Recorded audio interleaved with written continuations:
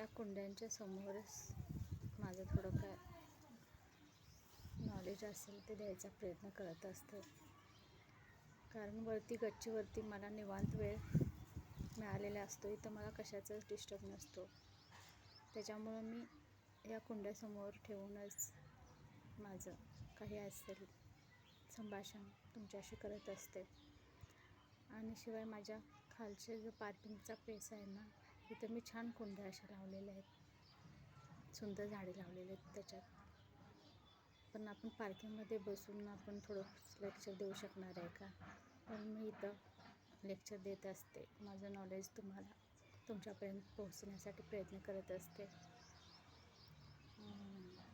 सध्याचं जे आता जग इतकं फास्ट चाललं आहे की ते राहतात ना कोणत्या प्रकारचं लिव्ह काय म्हणतात त्या प्रकारात खूपच चाललं आहे.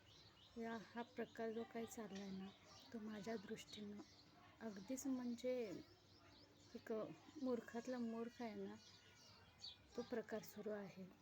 आणि ती आपली जुनी लोक मूर्ख नव्हती, ज्यांनी विवाह संस्था निर्माण केली. त्या विवाह संस्थेच्या मागचं खूप मोठं कारण होतं की ही जोडी कायमस्वरूपी अशीच शेवटपर्यंत राहावी. म्हणूनच हा विवाहाचा जो प्रकार होता आपल्यामध्ये तो योग्यच होता. आणि हल्लीची पिढी वाटते की अरे 4 दिवस इकडे राहा, 4 दिवस तिकडे राहा.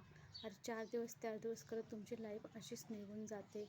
आणि राहताना शेवटच्या क्षणाला मग तुम्हाला समजून येतं की कोण कसं असतं. 4 दिवस इकडं आणि तिकडं घालवून दिवस कधी जात नसतात. जी आपली विवाहाची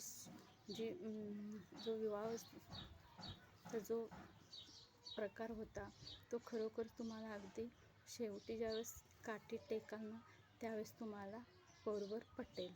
तोपर्यंत हे आहे ना फॅट तेच सुरू राहिलं ना, तर तुम्हाला खरोखरच पुढे जाऊन खूप म्हणजे खूप नुकसानच नव्हे तर अनेक गोष्टींचा प्रॉब्लेम्स तयार होतील. हे तुमचं जर डोक्यातलं खूळ थोडं बाजूला काढा आणि आपल्या विवाहामध्येच आपल्या संसारामध्ये सुखी राहण्याचा प्रयत्न करा.